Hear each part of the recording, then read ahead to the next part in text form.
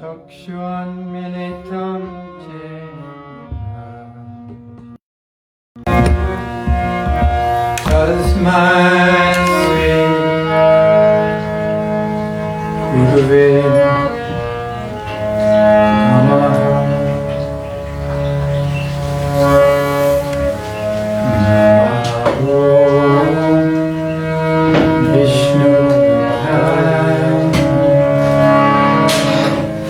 Krishna Krishna Hare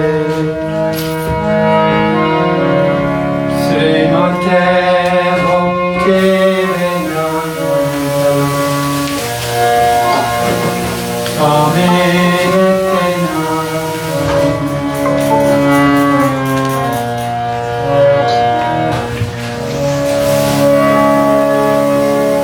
Namaste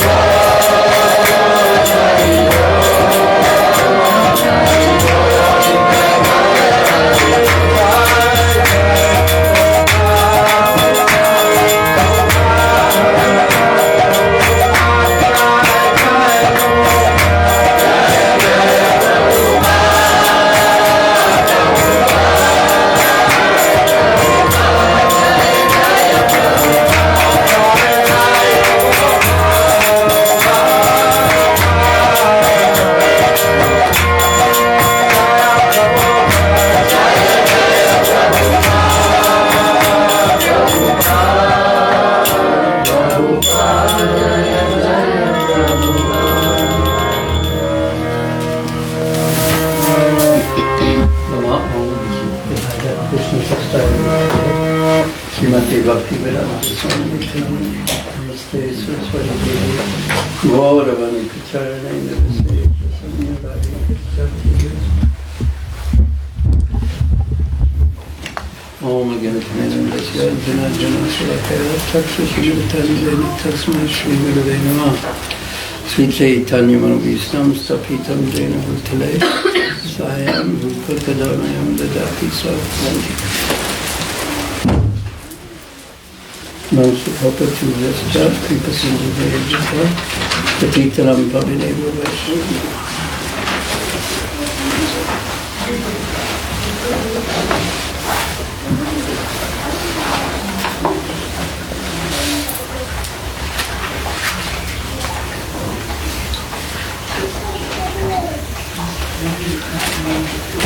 Hare Krishna. Good morning. So, if I have it correct, we're going to begin the 8th chapter of Madhya Lila. Is that correct? Does anyone remember? So, the first verse, generally speaking, of each chapter, Krishnadas Kaviraj Goswami, he in the first verse he gives a hint or a summary of what the chapter will be about. So please listen carefully.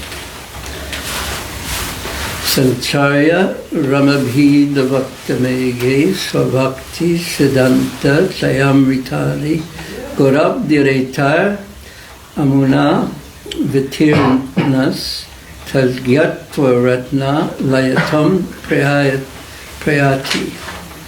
Sri Caitanya Mahaprabhu, who is known as Gauranga, is the ocean of all-conclusive knowledge and devotional service.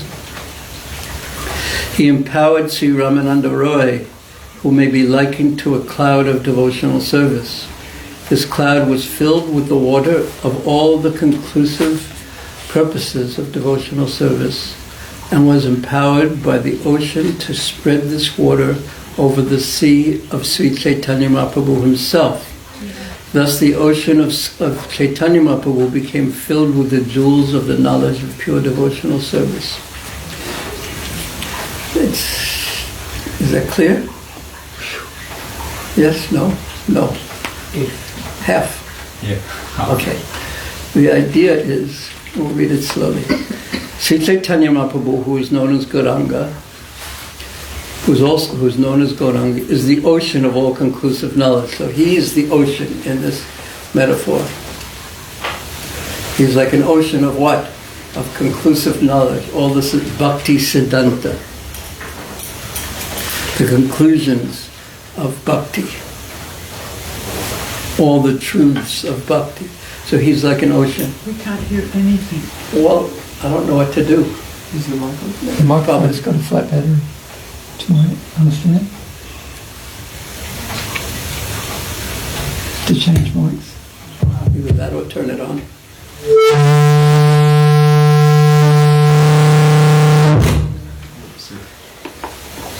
That was exciting. Everyone awake? We heard that.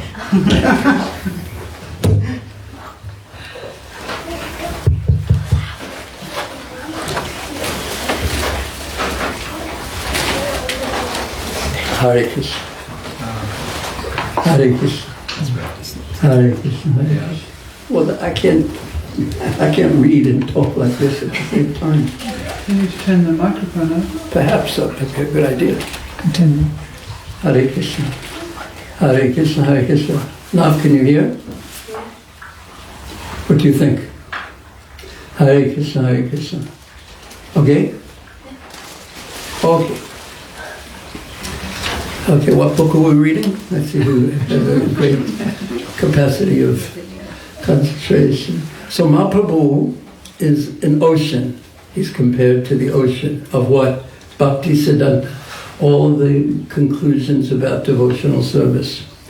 He empowered Sri Ramananda Roy, Sancharya. He empowered Sri Ramananda Roy, who may be likened to a cloud of devotional service. So there's the ocean, and there's the cloud. And the ocean is of Bhakti Siddhanta, of transcendental knowledge. So when the the cloud is filled with the evaporated water of the ocean. So since the ocean is Bhaktisiddhanta, what is the cloud going to be filled with?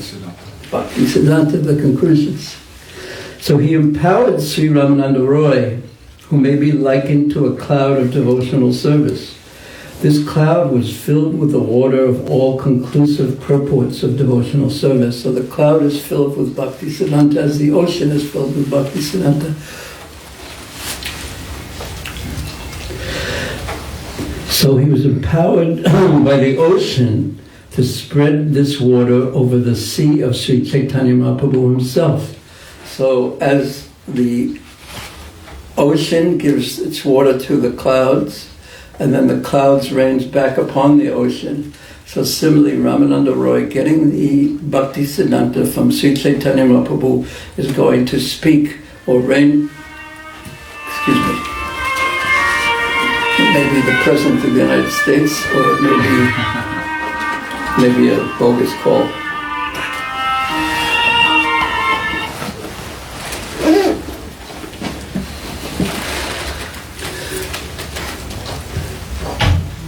So he became himself, the source became the recipient of Bhaktisiddhanta, because Mahaprabhu was going to be asking questions. He's not going to be speaking. He's going to be asking questions, but he himself is the source of all the answers. Thus the ocean of Sri Caitanya Mahaprabhu became filled with the jewels of the knowledge of pure devotional service. So, Taj Yatva Ratnalayatam Prayati.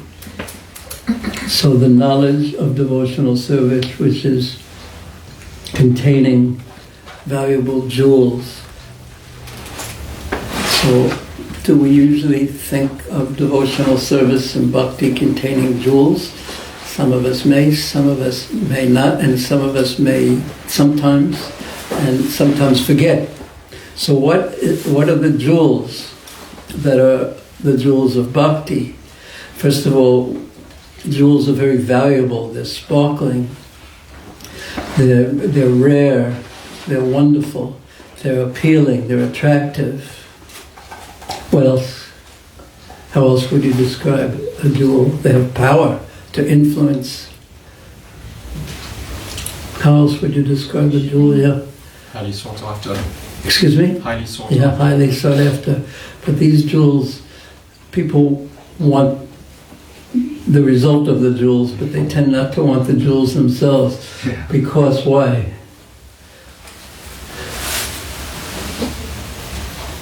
Why don't people want very, very, everyone wants the jewels, but why?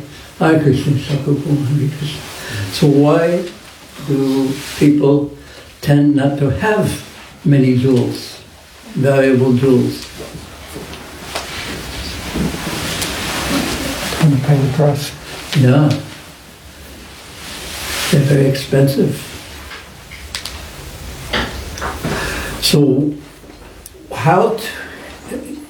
and usually people don't even think about getting jewels, because nowadays true jewels aren't spoken about as valuable. What is considered valuable?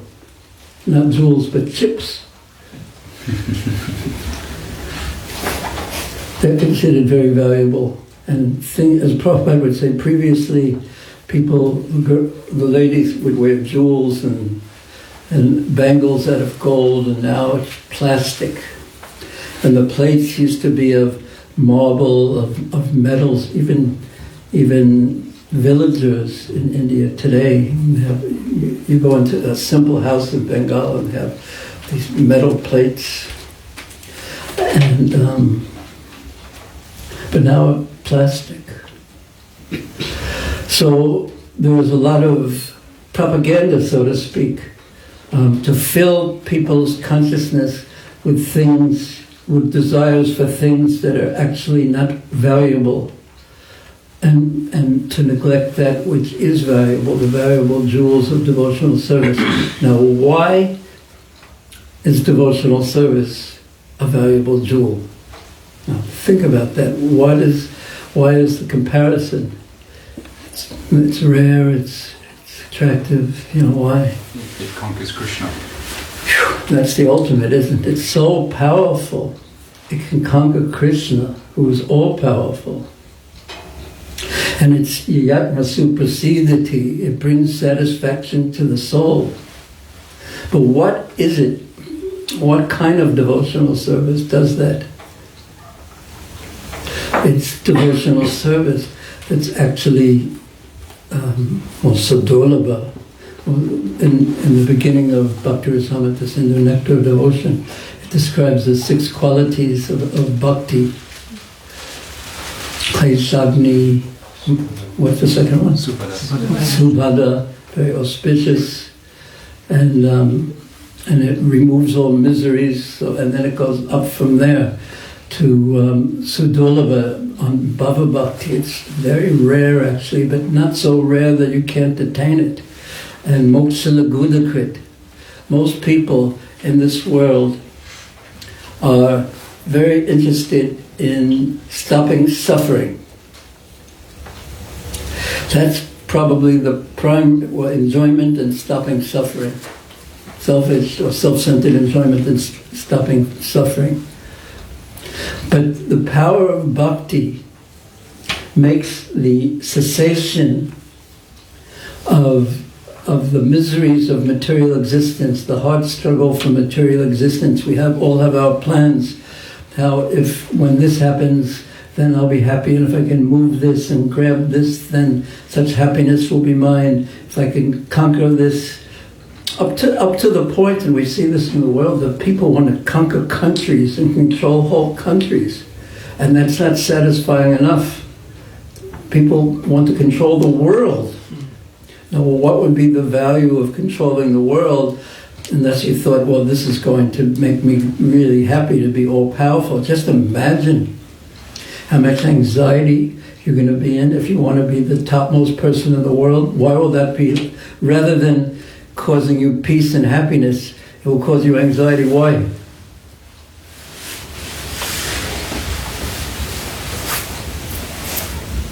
Always worried who's going to displace me. Yeah, and there's going to be lots of people because you have to step on a lot of heads to become powerful. And they don't like it. And there's always someone saying, why is he so powerful? I could do a much better job or not, I want it. So such competition.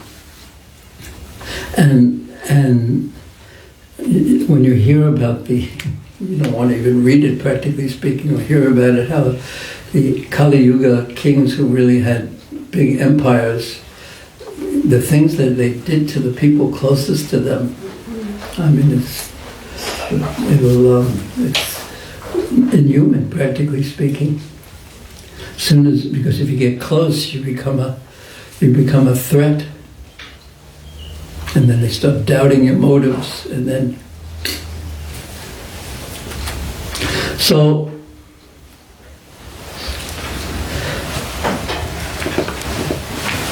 the pure devotional service, this ocean, this bhakti, is such a great jewel, because instead of trying to become powerful oneself, which is the people who are practicing karma, they're trying to enjoy on this sensual level. The people who are practicing jnana want freedom from material miseries and enjoy the peace of a non-materialistic life. And then the people who are practicing yoga, of course, nowadays they only just want a healthy body, but previously they wanted some siddhis, some powers, so that they could control. But never peaceful. So Krishna Bhakta Nishkam Ataeva Shanta Bhukti Mukti Siddhi Kama Sakali all Ashanta. So why is a devotee, a real devotee, Moksha Lagudakrit, means that the happiness of bhakti on the bhava level, it makes the happiness of freedom from material existence, brahmananda, appear like insignificant, like a drop compared to the ocean.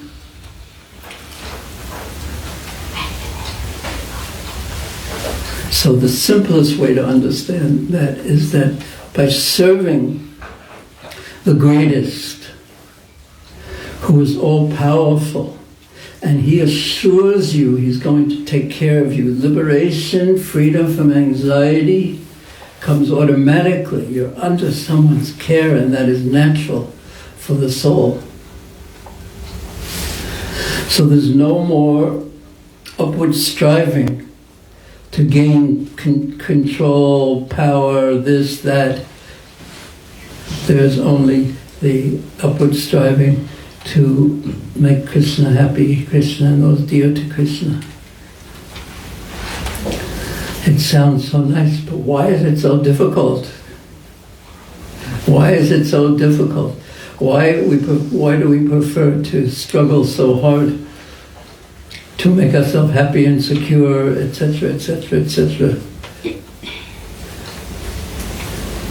And we don't really fully, I shouldn't say we, I don't really fully give myself to Krishna. Why is that? It's because I once asked Prabhupada a question, not that question, but similar question, and he answered it in a very similar way. I said, in the presence of a pure devotee, a great soul, and I was speaking about being in Prabhupada's presence, while I was in his presence, I said, why is it that sometimes you feel completely liberated, sort of like you're catching the wave of his association, and you're not going by your own power, by your own energy. But other times, you get wiped out, and you crash, and you feel worse. I've mentioned this before than usual. And I said, why is that in the association of a great soul, of a pure devotee? And he answered in a simple way, because the intoxication of Maya is very strong. So it's not that when you're in very, very close, that there's no chance of going underwater, so to speak. The only true ultimate protection is love for that person, that supreme person, and love for those dear to him, because that places us in a protected space that's inviolatable. It protects us because it's completely natural. Or second best, in a sense, is, but still wonderful, to be very, very strict in following, because this is what Shastra says. But Maya is very strong, and we are tiny and insignificant, and our faith and trust, despite our experience even, is weak and weakened by the allurements of the material energy. So therefore, there's a gift that Mahaprabhu has come to give us in Kali Yuga that can lift us above our mind and its doubts and its limitations, and that is the Sankirtan, the chanting of the holy names, and the studying or the association with Krishna through the Bhagavatam and the Bhagavad Gita, and the association of devotees and the holy dhams. These are really Mahaprabhu's gifts. But we need to I'm speaking as if it's easy, and Prabhupada would make it sound so easy often. We would say, just be always in the process of hearing and chanting. Just hear Nityam Bhagavata Seva, just hear 24 hours a day, as if that was the easiest thing in the world to do. But he was speaking to the devotees in the temple, and he would say that to be always engaged, decorating the deities, first class, everything first class, better than first class for the deities.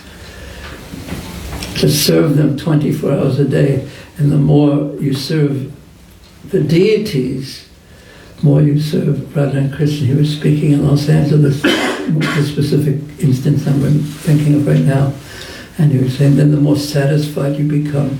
He said you can change the dress of the deities 2 times a day, 4 times a day, as many times as you like. Because the point he was making is be engaged always in thinking how to please Krishna.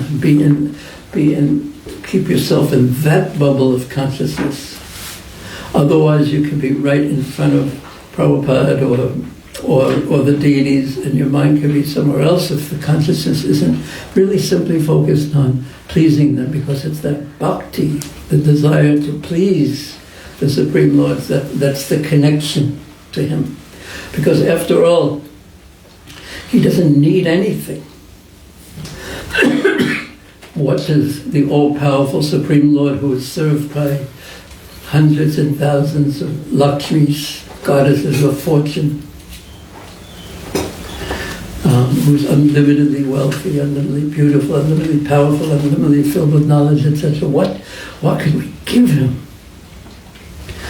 And somehow or another, what we can give Him, basically, is what he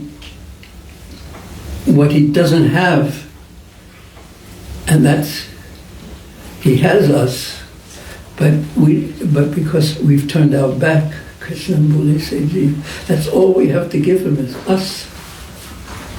And then whatever that's bhakti, the sharanagati, the return of the self to its natural position, which is in relationship to Krishna. So, by hearing and chanting, and association of devotees, serving, etc., worshipping the deity, and then gradually the desire, and then also experiencing life. Most of us have to experience life, unless we've experienced life in previous lives, where we had our dream, and we had our dream, and it was all planned out. So what we want to do is keep Krishna in the center, even of our dream, and use our dream to please Krishna. What do I mean by that? Use our dream to please Krishna means we have our plans. So put Krishna in the center of those plans. Keep Him in the center, and use our plans and our life and our whatever Krishna has given us through our karma. Let us use that to please Him, and therefore remove the duality in our life. This part is for me, this part is for Krishna, etc., etc. Easy? Well, it's easier than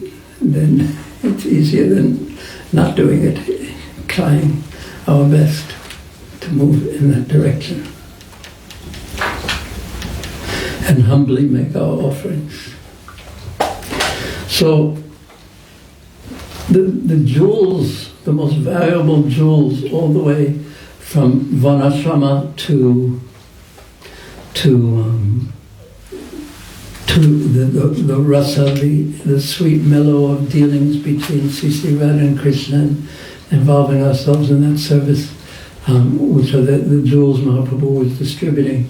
All that will be described by Ramananda Roy, who was like the cloud, and he will pour the nectar of this from into the ears of Mahaprabhu. It is like if you have a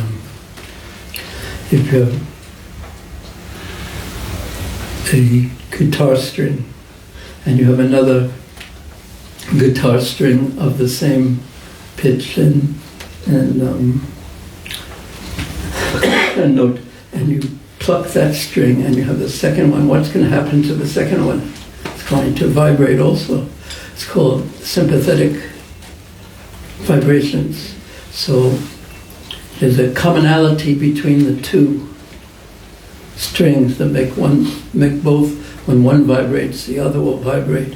So that's bhakti, when one is in a sympathetic relationship with Krishna, as Ramananda Roy was when he was vibrating according to the desire of Mahaprabhu, and that vibration came back to Mahaprabhu. So after that verse, there's Jai Jai Sri Caitanya Jaya Nityananda Jaya Dvaita Chandra Jaya Gaura Bhaktivinoda. All glories to Lord Sri Caitanya Mahaprabhu. All glories to Lord Nityananda. All glories to Advaita Acharya, and all glories to all the devotees of Lord Sri Caitanya Mahaprabhu. According to his previous program, because we just read how Mahaprabhu was traveling and how he preached and his own internal ecstasies as he began his tour. So according to his previous program, Lord Sri Caitanya Mahaprabhu went forward on his tour, and after some days he arrived at the place of pilgrimage known as Jayada Nrsinga. So Jayada Nrsinga is Singhachalam, near Visakhapatnam. Has anyone been there? Yeah? What is it like there? It's quite a walk up there. I mean, It's a big hill. yeah. And then, when you get to the top, There's lots of people. people trees. I can't remember if that's the one where is it Varaha Narasimha or the other one. I'm a bit confused. Mhm. The one where I think, he's covered with chandan all year through. I don't think this is the one. Is it near Visakhapatnam, the one you're thinking of? Well, I went on a yatra and they were all in Andhra Pradesh, So we went there.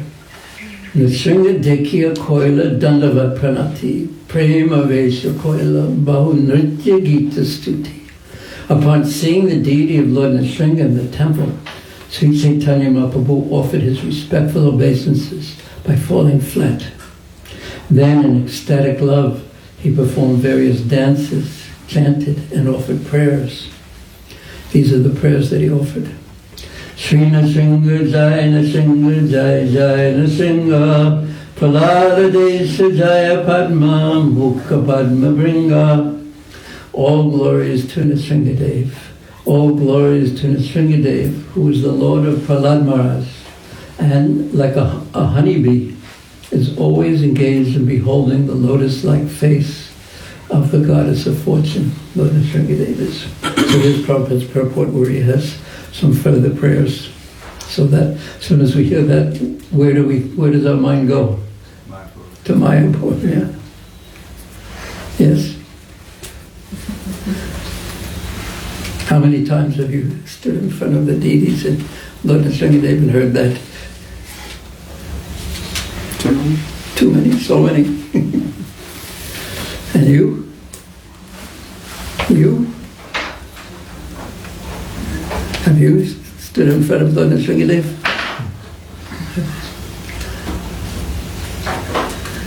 And our Shaka Prabhu? So many times. Where are they gone?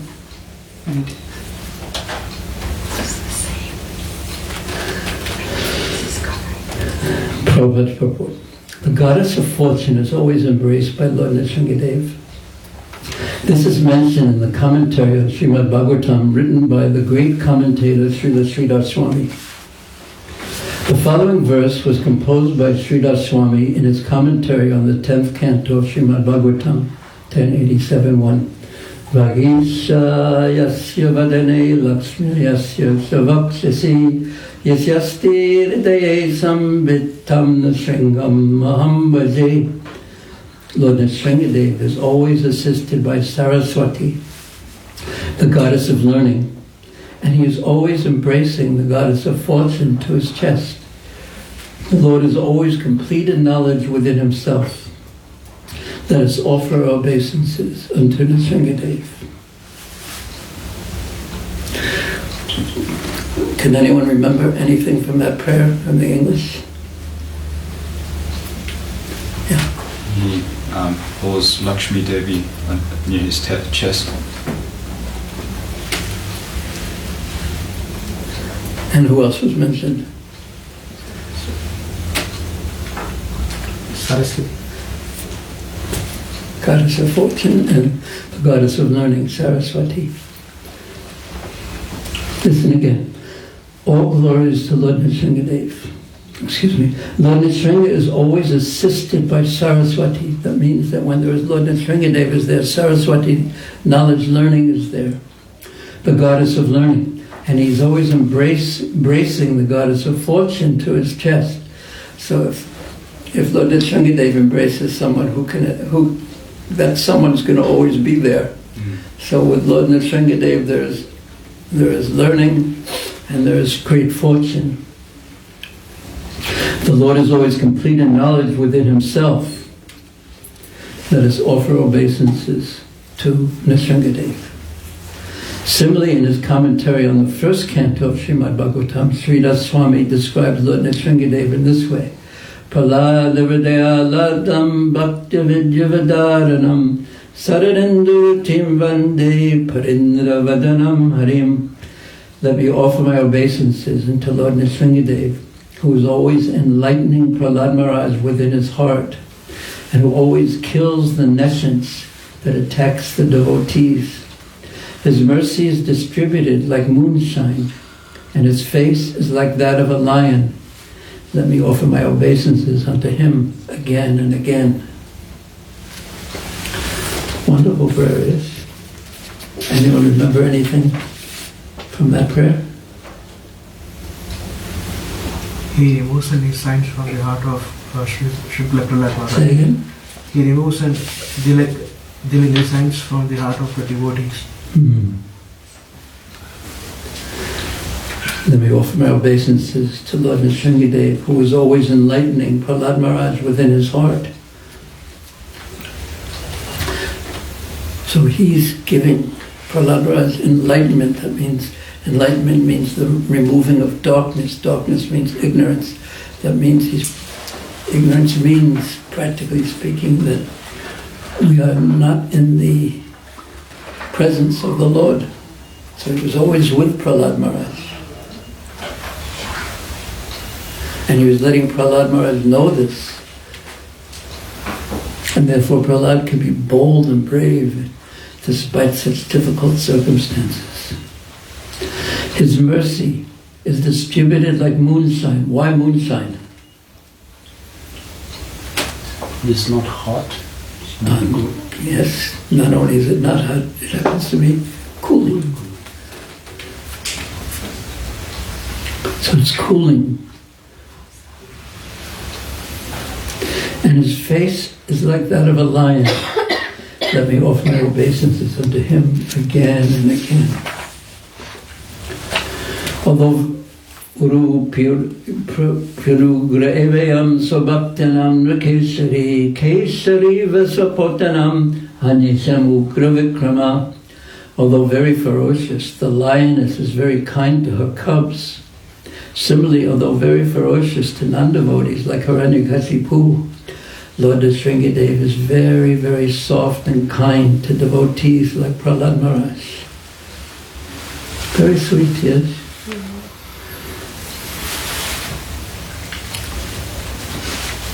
So that also was composed by Sridhar Swami in his commentary on the first verse of the 9th chapter of the 7th canto. In this way, Lord Sri Caitanya Mahaprabhu recited different verses from the Shastra. The priest of Lord Nrsimhadev then brought garlands and the remnants of the Lord's food and offered them to Sri Caitanya Mahaprabhu. As usual, a Brahmana offered Sri Caitanya Mahaprabhu an invitation. The Lord passed the night in the temple and then commenced his tour again. The next morning, in the great ecstasy of love, Premavesh, filled with prem, filled with love, Lord Sri Caitanya Mahaprabhu started on his tour with no knowledge of the proper direction, and he continued the whole day and night. As previously, Sri Caitanya Mahaprabhu converted to Vaishnavism many people he met on the road. After some days, the Lord reached the bank of the river Godavari. When he saw the river Godavari, the Lord remembered the river Yamuna. Yeah, he remembered the Yamuna River. And when he saw the forest on the bank of the river, he remembered Sri Vrindavan Dham. So wherever he went, his consciousness was always in Vrindavan. So was he in Vrindavan or wasn't he in Vrindavan? Was he imagining himself in Vrindavan and not in Vrindavan? Or was he imagining, or are we imagining ourselves not in Vrindavan and we are in Vrindavan? What do you think? In other words, because Vrindavan is, how big is Vrindavan?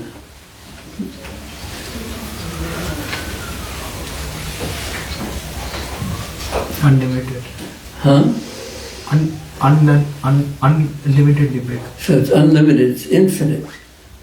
So this is mysterious, because the Vaikuntha planets are also unlimited. And yet Goloka Vrindavan is bigger than the Vaikuntha planets, but both are unlimited, both are infinite. So there's different sizes of infinites, it appears. But if something is infinite and everywhere, that means if it's infinite and we are somewhere, that means it's also here. Because we live in our own little bubble of consciousness and of limited consciousness. But if we have Krishna consciousness, then we actually live in Krishna. So, Stavaram Jagamam Dekina Dekitaramurti Savastrahaya Nija Ishtadeva Spurti. So, when an exalted soul, wherever he goes, he sees everything, whether it's moving, Stavaram Jagamam, or stationary, Deki Taramurti. He doesn't see exactly the forms of those things. Savatrahaya Nija Ishtadeva Spurt. He sees everything as a manifestation of his Ishtadevata, of the Supreme Lord, of his worshipable deities. So Prahlad could see Lord Nrsimhadev everywhere, and Mahaprabhu everywhere saw Vrindavan. And what do I see everywhere? I know when I'm trying to buy a computer, I see computers everywhere. When I want to buy a new watch, I see new watches everywhere. And if I actually really wanted to be with Krishna, then the conclusion would be that I would see Krishna everywhere. Thank you. Everywhere. So whenever we perceive that we're not with Krishna, we can understand why.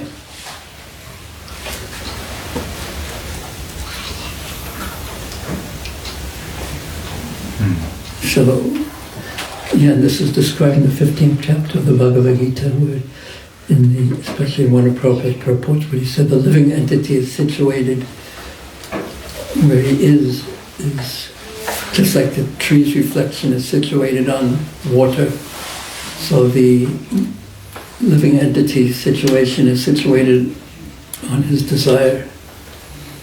So there is the essence of the process, in one sense. is to change our desires. And the essence of the process of changing the desires is the chanting and the hearing, and it's all meant to change our desire from wanting to be separate enjoyers from Krishna to wanting to be with Krishna, and the only way we can be with him is service, devotional service, devoted service. And the only way we can perform devoted service is when we are devoted. And the only way we can become devoted is what? Sadhusanga. And the only, we want to start increasing our desires. Because Krishna's going, it's so astounding when you think about it, that Krishna's going to fulfill your desires. Where is it said, every desire is a prayer? It's such an interesting concept. I remember just before I got the deities of Gaunitai, I mean literally 10-15 minutes before they were placed in my hand, I was in Jagannath Puri, and I stood in front of Lord Pati Pavan Jagannath, and somehow there's a pre-story attached to it, but I won't bother with that now. But I took off my shoes and stood in front, just like everyone else does when they walk past Pati Pavan Jagannath. I offer my prayers, and I said, I'm so tired of being in this particular state of consciousness. Do whatever you have to do to make me into a devotee. And then I thought immediately, oh, what did I say? Very dangerous. I sort of expected a brick to fall on my head or something next immediately. But really, I immediately thought, what have I said? But within a few minutes, the person I was going to see, he had placed these deities in my hand. Gaunitai made out of the wood from the extra wood from the Navakalevaram in 1996.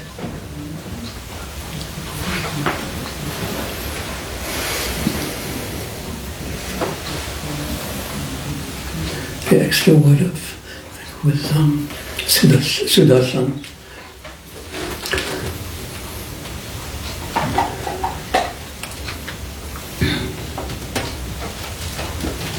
So our prayers are an expression of desire, or our desires are our prayers. Kusiye tamam papadante.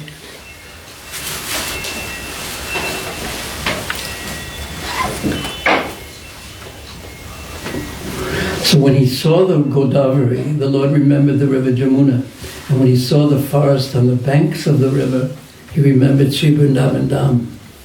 After performing his usual chanting and dancing for some time in the forest, the Lord crossed the river and took his bath on the other bank.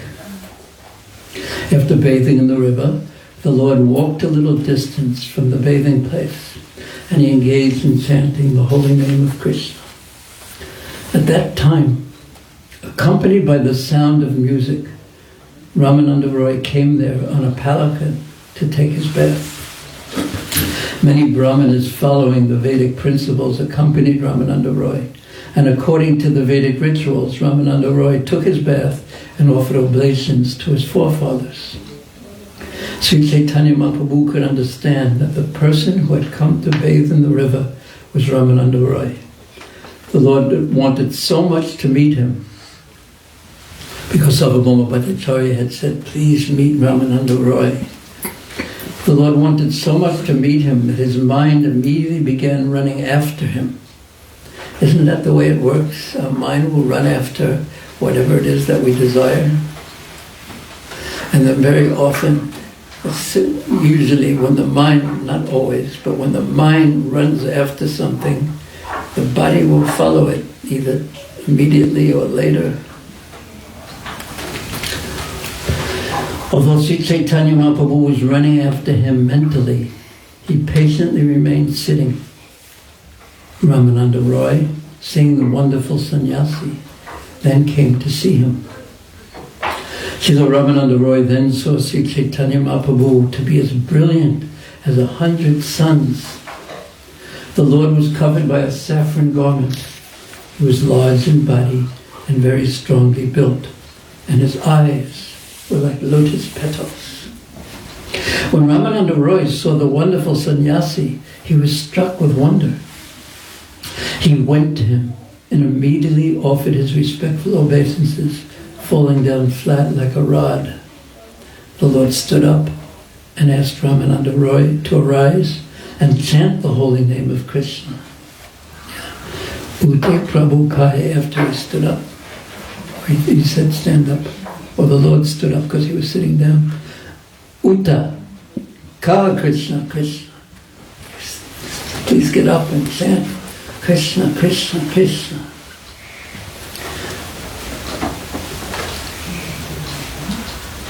Indeed, Sri Caitanya Mahaprabhu was very eager to embrace him. Satrishna means he had a thirst, a desire to embrace him. Sri Caitanya Mahaprabhu then inquired whether he was Ramananda Roy, and he replied, yes, I am your very low servant, and I belong to the Sudra community. Sri Caitanya Mahaprabhu then embraced Sri Ramananda Roy very firmly.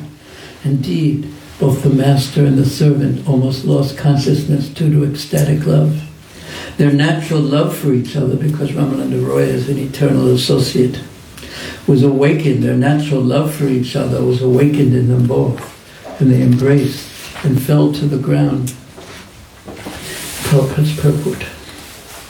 Sri Ramananda Roy was an incarnation of the Gopi Vishaka. Since Sri Caitanya Mahaprabhu was Lord Krishna himself, there was naturally an awakening of love between Vishaka and Krishna. Sri Caitanya Mahaprabhu is the combination of Srimati Radharani and Krishna, and the Gopi Vishaka is the principal Gopi assisting Srimati Radharani.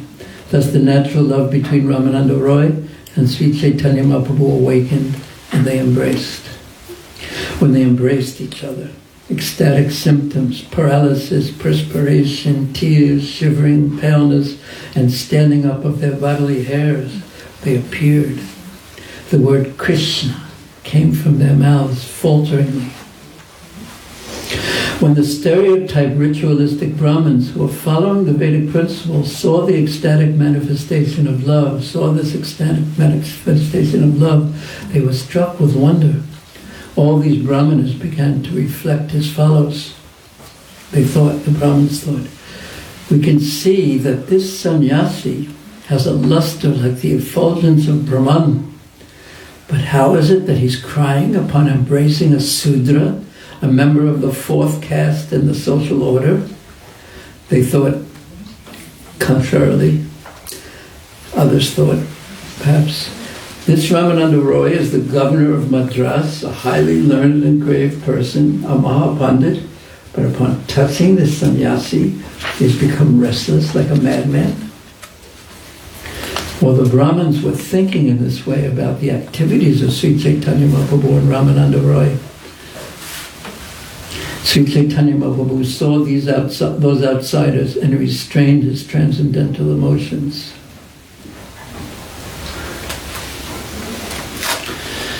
When they regained their sanity, they both sat down, and Sri Caitanya Mahaprabhu smiled and began to speak as follows.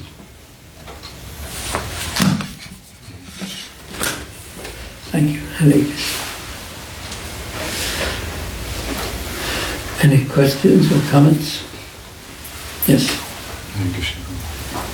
You're reading in the purport how Ramananda Roy was Vishaka. So similarly, we come to hear like our Bhaktisiddhanta and our previous acharyas were also certain associates of Krishna in Vrindavan.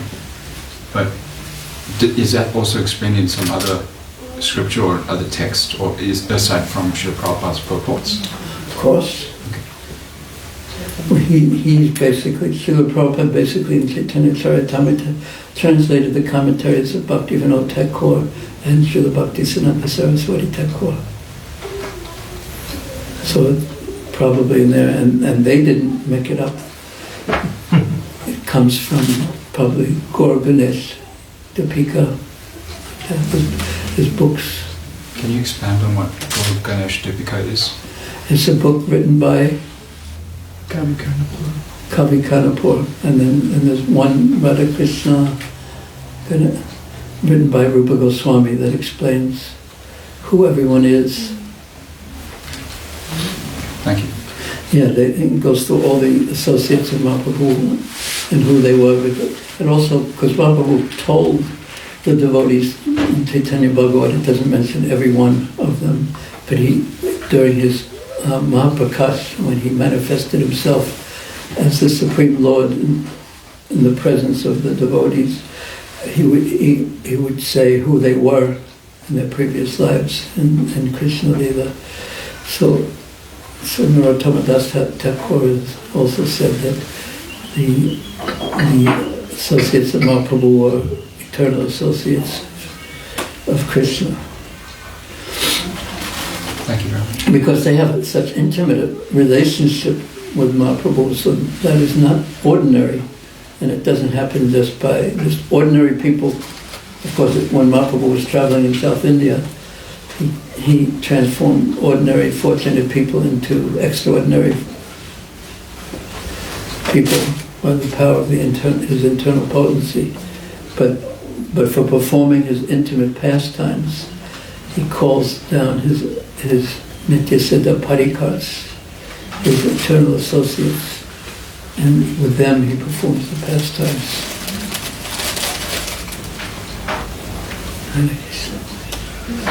Anyone else have any questions or comments?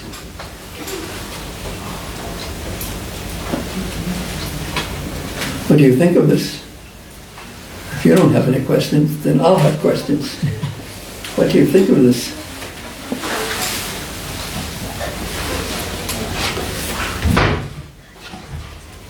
Yes. One of the interesting observations in like Caitanya Caritamrta is that Lord Chaitanya has mentioned that he is the ocean of transcendental knowledge, and he empowers his eternal devotees to give further spiritual knowledge. Right, in case of like Haridas Thakur as well. Lord Chaitanya Mahaprabhu is inquiring from him about the glories of holy name, and that's how Harinam Chintamani has been brought up as well. So it's also in Caitanya Caritamrta, by the way. And it's similar in the case of Sri Kamananda Rai as well, that Mahaprabhu he's empowering his devotees to reveal the spiritual knowledge, the transcendental knowledge, and the deepest secrets of the transcendental knowledge. It's quite interesting. What interests you about that? That rather than Mahaprabhu himself enunciating that spiritual knowledge, he is doing through his very confidential devotees. Why do you think he does that? Because in the Bhagavad Gita was like spoken by like Krishna himself. So why do you think he does that? But there's not only one answer to that question. There are many maybe reasons for that. One is to teach us in a conditioned so that we should never be proud or think like I know everything. So we should be always in the inquisitive mood from the senior devotees and our spiritual master. And then the second reason could be that he wants to glorify his devotees even more than he wants to glorify himself. And that's a good reason. He wants his devotees to get the credit. He even killed everyone on the battle of Kurukshetra. But he wanted Arjuna to get the credit. And he protected Arjuna. And another reason why he acts the way he does is because he wants to. He just likes to. he likes his devotees to do it, so he empowers them so that they get the credit, but he's an individual. He does things. He's the only one who can do just what he wants to do. What do you think about that? He's the only one who actually has the power to do just as he wants. He's swatantra, independent.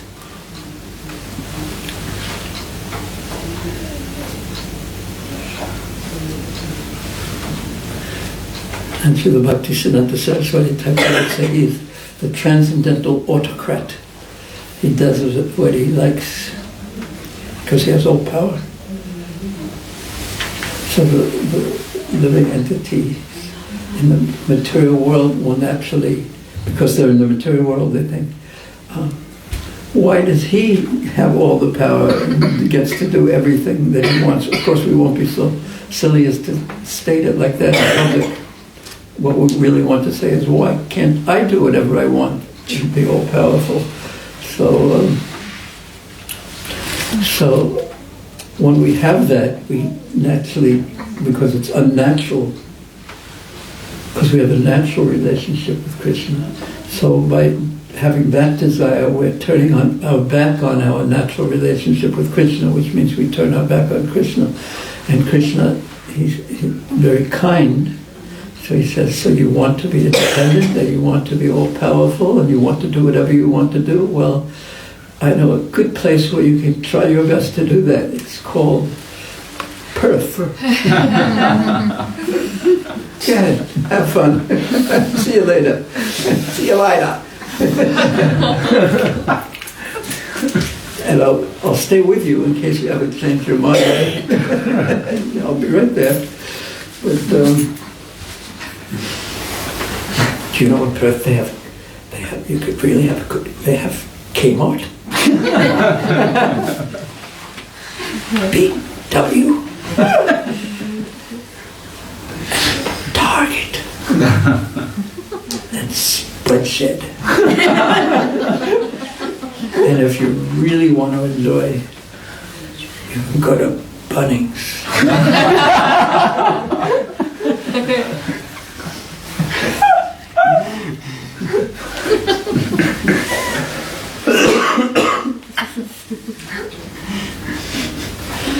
But when you take all the things that you want from these places, there's a security guard, and they make sure that you pay for everything. That's called. So whatever we do to fulfill our desires, we have to pay.